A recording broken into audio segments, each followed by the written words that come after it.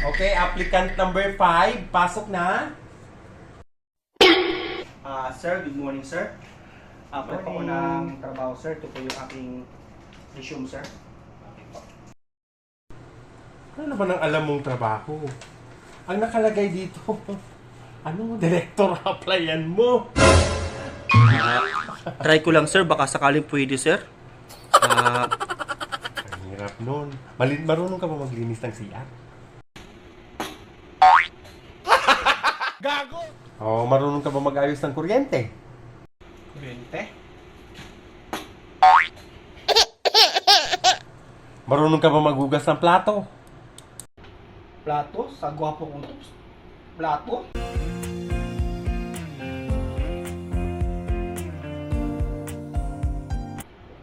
Oh my God! Ganun ba? Marunong ka ba mag-ayos ng tubo?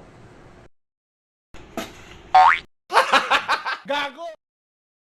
So, sir. Sir, tanggap na ba ako, sir?